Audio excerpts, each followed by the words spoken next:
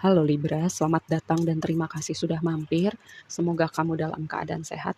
Ini adalah reading bulan bulan Mei. Kita akan lihat apa yang kamu perlu tahu di bulan Mei. Oke, ini kita shuffle dulu ya, baru nanti kita bahas.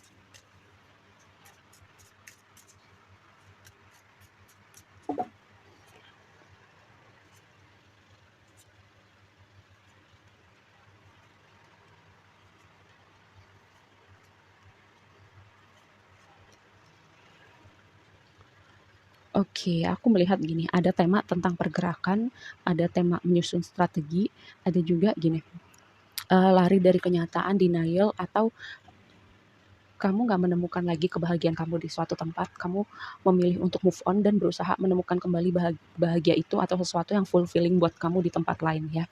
Karena gini, kartu ini berbicara tentang pergerakan, bisa juga tentang komunikasi ya, kayak ada orang yang mau datang berkomunikasi atau menyampaikan suatu pesan gitu. Ini berbicara tentang akhir atau suatu hal tidak terduga, dan ini berbicara tentang uh, pergerakan, bisa dalam artian gini, hal yang kamu kerjakan berprogres seperti yang kamu mau, atau keadaan bergerak ke arah yang lebih baik. Bisa juga tentang pindah negara atau pindah chapter hidup kamu ya, kayak dalam fase transisi. Karena tadi aku melihat ada tema tentang kamu nggak menemukan lagi kebahagiaan itu, kamu kayak udah cukup, aku lebih baik move on, aku menemukan kebahagiaan di tempat lain, bisa konteksnya pekerjaan, bisa tentang hubungan romantis, tapi ini lebih kepada aku melihatnya sesuatu yang berhubungan dengan pekerjaan, sesuatu bisnis, sesuatu hal yang kamu bangun, dan kamu lebih memilih kayak kalau misalnya kamu gak happy lagi sama tempat kerjaan kamu memilih move on sama perusahaan lain atau tempat kerja yang lain, atau kamu mulai membangun bisnis kamu atau memulai sebuah proyek yang bisa lebih mengekspresikan diri kamu ya.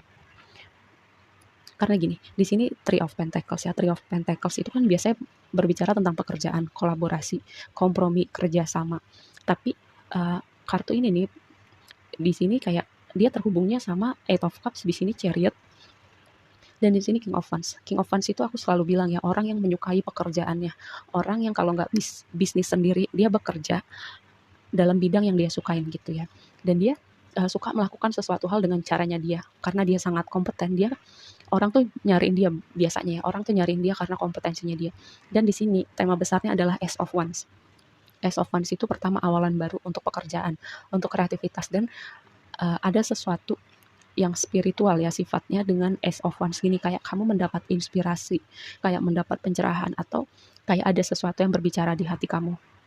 Misalnya itu tadi, kayaknya hati kamu bilang kamu udah gak happy lagi di sini. Kamu kayak selama ini berusaha berkompromi, kamu berusaha bertahan, tapi apa yang kamu berikan kamu nggak dapet sebanding gitu dengan apa yang kamu berikan. Makanya kamu memilih untuk move on, atau kamu menyusun strategi untuk membangun bisnis kamu, atau menyusun strategi untuk bergerak ke arah yang kamu mau ya. Dengan mungkin kalau kamu mau bangun bisnis ya, kamu udah memikirkan ini sejak lama. Misalnya sebelum aku keluar, aku udah nyiapin tabungan, aku udah nyari info-info. Jadi kalau misalnya aku butuh misalnya supplier, butuh ini, butuh itu, aku butuh kampanye, marketing, kamu udah mempelajari hal itu ya. Itu kayak yang aku maksud dengan faktor praktikal, pelan-pelan dengan strategi. Karena kamu menyiapkan diri kamu untuk sebuah fase transisi ya. Dan gini, dengan Chariot dan di sini Eight of Cups gitu ya. Ketika kamu memutuskan bergerak dengan hati kamu, ya Ace of Wands, mengikuti kata hati kamu, menjawab inspirasi kamu, atau berusaha kayak menemukan kebahagiaan kamu yang sesungguhnya. Disitulah Chariot itu kan energi pergerakan ya, dan energi yang bergerak cepat, momentum juga bisa gitu, atau um, keadaan berprogres seperti yang kamu mau. Dan Chariot ini berbicara tentang kesuksesan dan pencapaian gitu.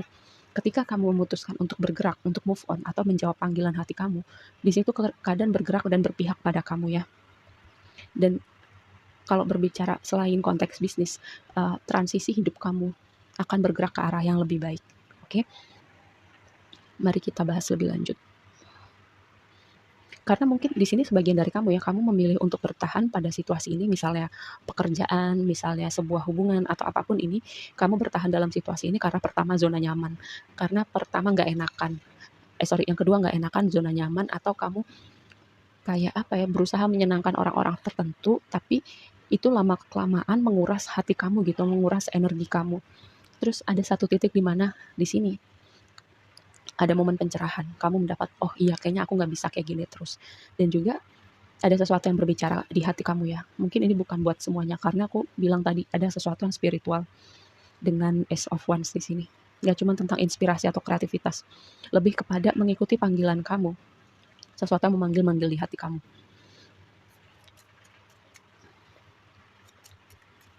Makanya di sini ada yang berakhir ya, hubungan kamu dengan tempat kerja yang lama, atau status kamu sebagai karyawan, kamu memilih sekarang kamu mau fokus di bisnis, atau kamu memilih mengakhiri hubungan romantis, hubungan pertemanan, karena kamu nggak melihat nih kalau ini bisa untuk diteruskan untuk jangka panjang.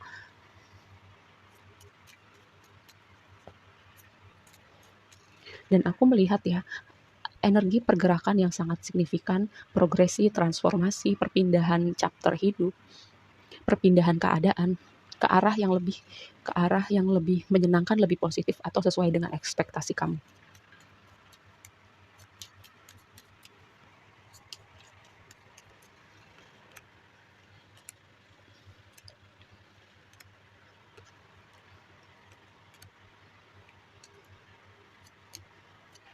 Lihat, Ace of Wands-nya keluar lagi.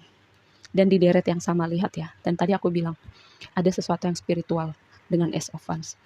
Yang mengkonfirmasinya adalah Tower. Dilihat Tower di Ace of Wands. Kayak towernya itu bisa sesimpel kamu mendapat pencerahan atau inspirasi, atau tiba-tiba di hati kamu berbicara sesuatu, atau bisa dengan momen-momen mengejutkan atau sesuatu di luar dugaan, atau bisa juga kayak ada goncangan signifikan di hidup kamu ya. Tapi dengan tower ini aku selalu bilang, karena ada stagnansi, ada yang perlu diurai gitu stagnansinya, dan mungkin sebagian besar dari kamu kayak terlalu nyaman berada di situ, padahal itu kamu tahu udah gak baik buat hati kamu, buat diri kamu, dan kamu kalau ibaratnya gak dipaksa untuk keluar, kamu gak akan keluar. Sebagian dari kamu momen tower ini sesuatu yang mengagetkan, atau goncangan itu perlu ya, karena sebenarnya kamu udah capek juga. Nine of Wands, kayak di batin kamu mungkin ya, di batin kamu udah apa ya, kayak udah nih capek nih, nggak bisa gini terus nih. Tapi suara lainnya juga bilang, tapi nanti ke depannya gimana kalau kamu misalnya meninggalkan ini, apakah keadaannya kamu bisa duga, kamu emang yakin ke depannya akan lebih baik, hal-hal semacam itu ya. Kayak ada dua skenario di kepala kamu. Gini, ada High Priestess menjawab, mendengarkan intuisi kamu, kayak semesta berbicara dengan kamu, atau kamu mengakses informasi dari apa ya, dari frekuensi lain atau dari dimensi lain gitu. Makanya kadang momen inspirasi atau momen pencerahan itu ketika kita sinkron dengan suatu informasi atau frekuensi yang kadang 5 panca indera kita itu seringkali nggak bisa sinkron gitu. Kalau kamu nggak paham sekarang, nanti suatu saat kamu akan paham ya. Dan ini kayak kamu menunggu ada perubahan, ternyata enggak, kamu hanya menunggu. Dan kamu akhirnya mengambil keputusan ya. Sebagian dari kamu akhirnya memutuskan untuk bergerak. Sebagian lagi yang nggak mau bergerak, kamu perlu momen tower ini ya. Lihat di sini ada Nine of Swords. Kamu tahu sebenarnya kamu capek, kamu mulai gelisah, kamu mulai merasa tidak nyaman. Dan sebenarnya di sini banyak, kayak yang tadi aku bilang, ada energi pergerakan. Kalau ketika kamu menjawab panggilan ini atau kamu memutuskan untuk bergerak ya, energi pergerakan, transformasi, progresi, keadaan berprogres lebih baik kayak gitu, lebih pas buat hati kamu. Dan mungkin, bukan mungkin sih, di depan sana tuh kamu juga akan ketemu orang-orang, rekan kerja yang baru, rekan bisnis yang baru, pertemanan atau hubungan romantis yang rasanya itu lebih pas gitu, lebih pas buat hati kamu, bisa hubungannya take and give, hubungannya sehat. Mungkin di sini ada hubungan yang toksik, hubungan yang bisa dua arah, bisa jadi support system kamu juga gitu. Ketika kamu butuh, mereka support system kamu, ketika mereka butuh, kamu yang jadi support system mereka. Seperti itu ya. Yang aku maksud hubungan dua arah gitu, saling berusaha untuk hubungan ini seimbang, hubungan ini jadi hubungan yang sehat. Dan kamu harus tahu, hubungan-hubungan itu, pertemanan, hubungan bisnis, pekerjaan, yang lebih positif itu nungguin kamu di depan situ ya. Oke, segitu aja dulu readingnya kali ini buat kamu, semoga bermanfaat dan sampai ketemu di reading berikutnya. Bye.